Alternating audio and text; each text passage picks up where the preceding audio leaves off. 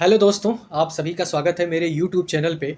हमने हिस्ट्री के 2 topic cover किए हैं और आज हम तीसरा टॉपिक लेके आए हैं एजुकेशन और प्रेस, जो कि हम प्राचीन भारत से लेके आधुनिक भारत तक का कवर करेंगे, जिसमें हम भारत में शिक्षा और प्रेस का विकास कैसे हुआ, प्रेस को रेगुलेट करने के लिए समय-समय पर कौन से अधिनियम बनाए गए और आधुनिक भारत तक उससे कैसे मुक्ति मिली।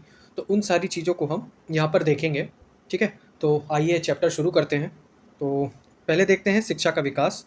तो भारत की प्राचीन शिक्षा पद्धति में अनौपचारिक तथा औपचारिक प्रकार के शैक्षणिक केंद्रों का उल्लेख प्राप्त होता है।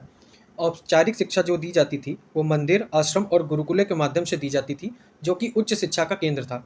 ठीक है? जबकि परिवार, पुरोहित, पंडित, सन्यासी और त्योहार प्रसंग आदि के माध्यम से अनौपचारिक शिक्षा प्राप्त होती थी।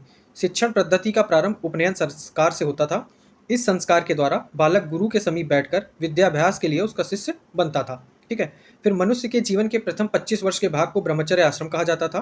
इस काल में मनुष्य विद्यार्थी बनकर गुरु से शिक्षा प्राप्त करता था और शारीरिक, मानसिक और आध्यात्मिक उन्नति करता था।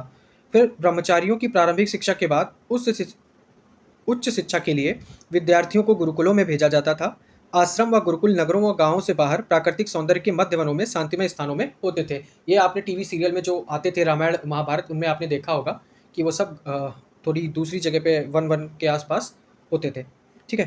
फिर साधारण शिक्षा की अवधि जो 12 वर्ष होती थी और उच्च शिक्षा की अवधि 12 वर्ष से 24 वर्ष तक चलती थी। फिर वैदिक काल में क्या बदलाव हुए उन्हें देखते हैं। तो इस काल में शिक्षा की गुरुकुल पद्धति प्रचलित थी। शिक्षा का माध्यम मौखिक था। वैदिक काल में शिक्षा का माध्यम मौखिक था। ब्राह्मण, क्षत्रिय, वैश्य उपनयन संस्कार के बाद शिक्षा ग्रहण करते थे और लगभग 24 वर्षों तक शिक्षा ग्रहण करते थे। वैदिक युग में स्त्रियों को भी शिक्षा प्रदान की जाती थी। इस काल में शिक्षा, दर्शन, धर्मशास्त्र, व्याकरण आदि की शिक्षा दी जाती थी। ठीक है? फिर बौद्ध काल। तो इस काल के शिक्षा के बारे में जानकारी का प्रमुख स्रोत क्या है? वह है पाली ग्रंथ। त्रिपिटकों में गुरु शिष्य संबंध, शिक्षा के विषय आदि के बारे में बताया गया है। इस काल की शिक्षा में चरित्र पर विशेष बल दिया गया है। फिर मौर्य काल देख लेते हैं। तो इस काल में शिक्षा गुरुकुल में दी जाती थी। शिक्षा का प्रमुख केंद्र तक्षशिला था, जहाँ पर सभी विषयों की शिक्षा दी जाती थी। इस काल में दर्शन शास्त्र, नीति शास्त्र, राजनीति, अर्थशास्त्र, न्याय दर्शन, प्रबंध गणित, खगोल शास्त्र आदि विषयों की शिक्षा प्रदान की जाती थी। मौर्य काल में शिक्षा का माध्यम क्या था? वो था संस्कृत। फिर गुप्त काल। तो शिक्षा और साहित्य के क्षेत्र में इस काल में अभूतपूर्व विकास हुआ।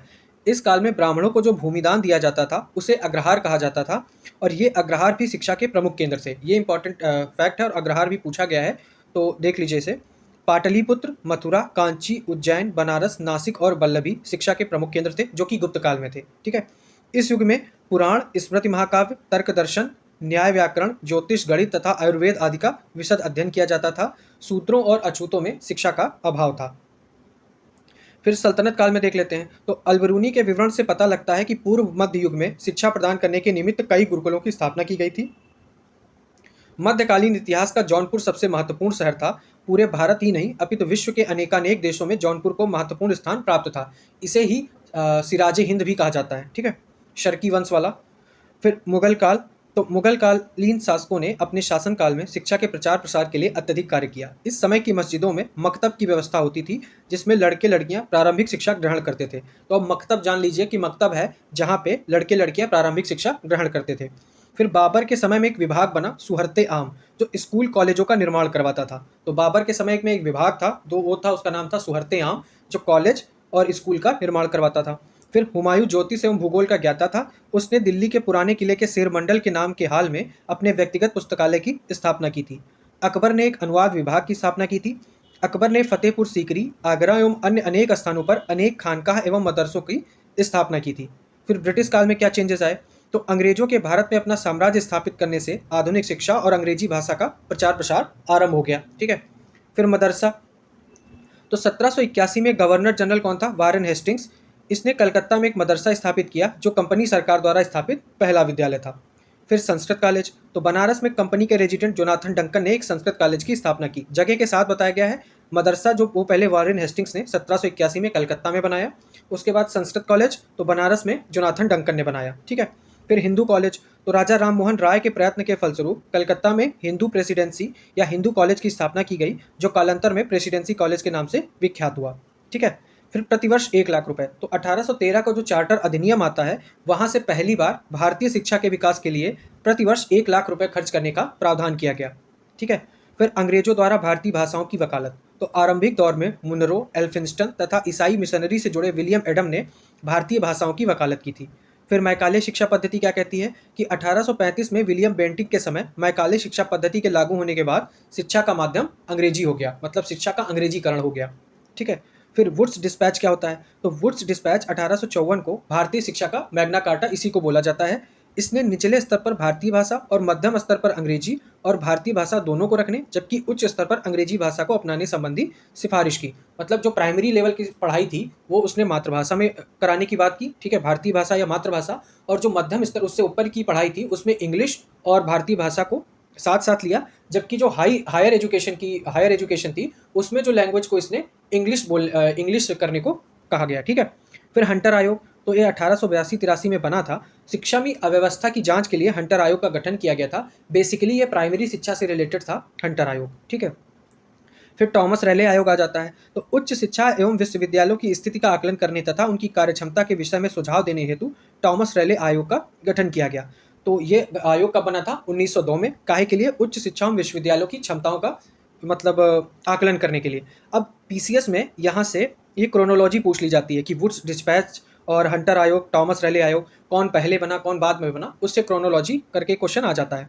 फिर इसी में एक और है सैडलर आयोग। ये कब बना? 1917 में। तो M.E. सैडलर की अध्यक्षता में सैडलर आयोग गठित किया गया। इस आयोग ने कलकत्ता विश्वविद्यालय के साथ साथ माध्यमिक एवं स्नातकोत्तर शिक्षा पर भी अपने सुझाव दिए थे। फिर एक हार्टोंग कमीशन बनता है 1929 में, 1929। इसमें शिक्षा व्यवस्था में आई गिरावट का अध्ययन करने के लिए किया गया था। इसने शिक्षण संस्थाओं के अनियंत्रित विस्तार पर नियंत्रण का सुझाव दिया था। ठीक है। फिर सार्जेंट योजना, तो सार्जेंट योजना 1944 में आई थी और इसमें पहली बार 11 वर्ष तक के बच्चों के लिए निःशुल्क अनिवार्य प्राथमिक शिक्षा प्रदान करना स्वीकार किया गया था। मतलब आधुनिक भारत में पहली बार 11 वर्ष तक के बच्चों के लिए निःशुल्क अनिवार्य प्राथमिक शिक्षा प्रदान करना किसमें स्वीकार किया गया? सार्जेंट योजना में, जो कि 1944 में आई। अब भारत में प्रेस के विकास को समझ लेते हैं कि प्रेस की विकास की यात्रा कैसी रही है। तो 16वीं शताब्दी के पश्चात भारत में प्रेस का विकास शुरू होता है। पुर्तगाली भारत में प्रेस मशीन की स्थापना करने वाले पहले यूरोपियन थे। अंग्रेजों ने 1684 में भारत में प्रिंटिंग प्रेस की स्थापना की थी। जेम्स ऑगस्टस हिक्की ने 1780 को द बंगाल गजट नाम से भारत का पहला अखबार शुरू किया। ठीक है। फिर 1780 में इंडियन गजट, 1784 में कलकत्ता गजट और 1785 में द बंगाल जनरल जैसे कई अन्य अखबारों की शुरुआत हुई। फिर गंगाधर भट्टाचार्य समाचार पत्र प्रकाशित करने वाले पहले भारतीय थे जिन्होंने अंग्रेजी में बंगाल गजट का प्रकाशन किया। तो ये इंपॉर्टेंट फैक्ट है, इसे ध्यान से देख लीजिए। फिर प्रेस को विनियमित करने हेतु नियम और अधिनियम जो बने उन्हें हम देखते हैं। तो प्रेस अधिनियम 1799, तो वेलेजली द्वारा फ्रांसीसियों को भारत में कुछ भी प्रकाशित करने से रोकने हेतु 1799 में प्रेस अधिनियम की सेंसरशिप लाया गया था, जिसे बाद में हेस्टिंग्स ने हटा लिया। मतलब वेलेजली ने जो 1799 में फ्रांसीसियों को कुछ भी प्रकाशित करने से रोकने के लिए ये अधिनियम लाया था और इसके बाद इसको हेस्टिंग्स ने हटा लिया।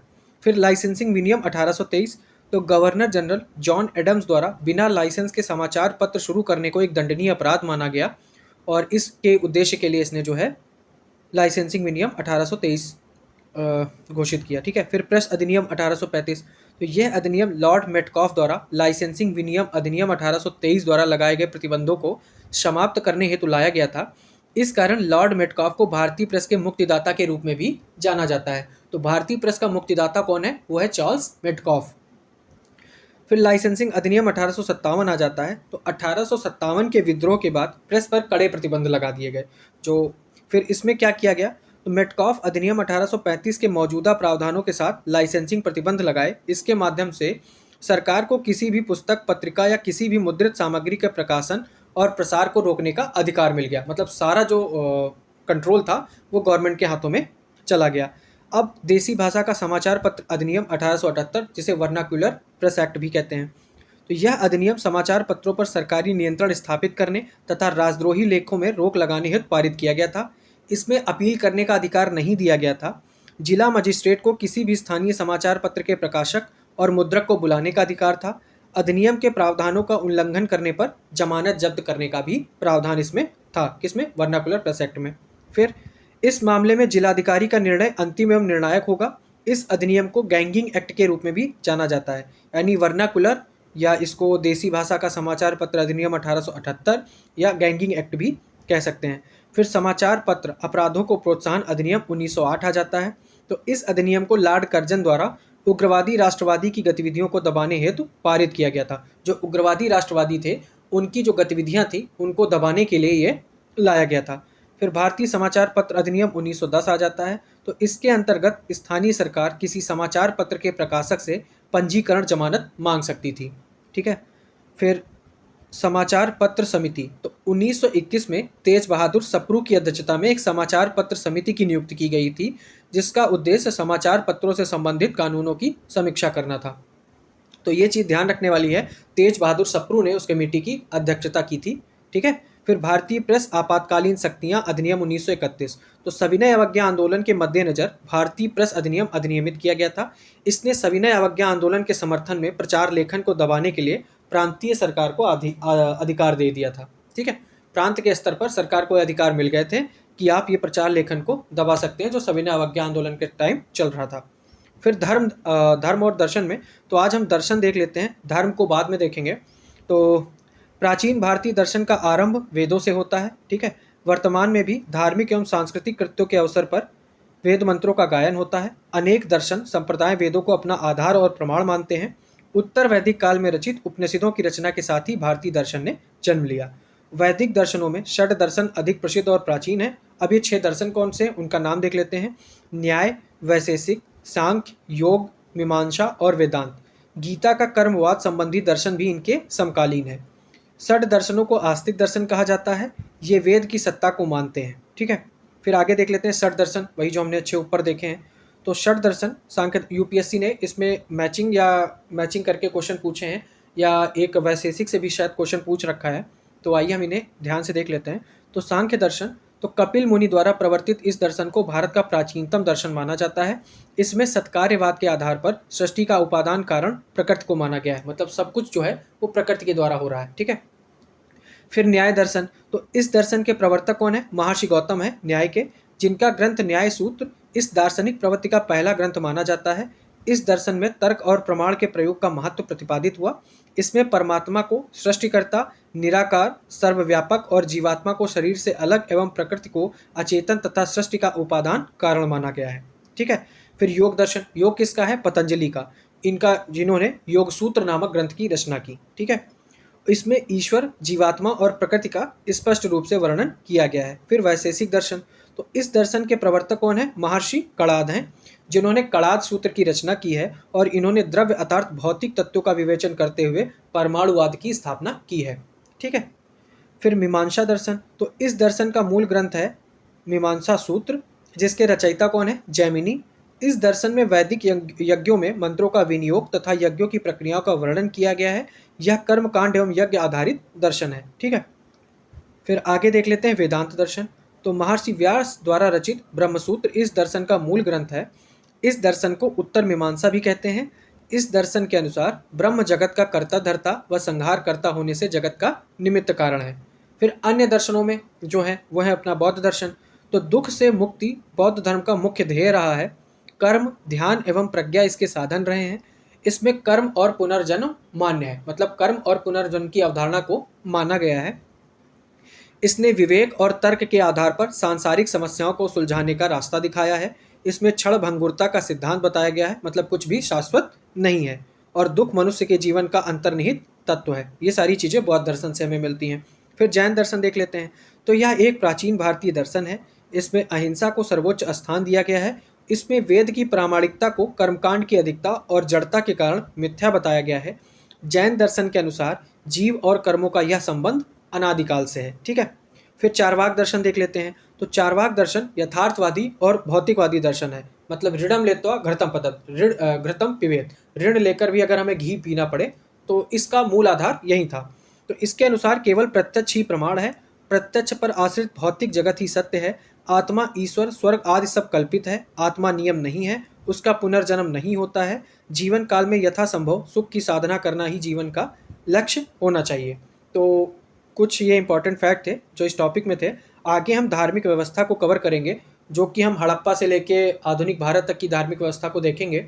फिर बाकी कई लोगों ने मुझसे पीडीएफ की मांग की है, तो मैं उन्हें ये कहना चाहूँगा कि मैं जल्दी ही टेलीग्राम चैनल बनाऊँगा और उसका लिंक अपने डिस्क्रिप्शन में डाल दूँगा। आप इंडिया ईयर बुक का और हिस्ट्री का जो भी आगे जो भी इनिशिएटिव होगा उसकी पीडीएफ मैं उस चैनल में शेयर कर दूँगा। आप मेरे चैनल से जुड़े रहिए।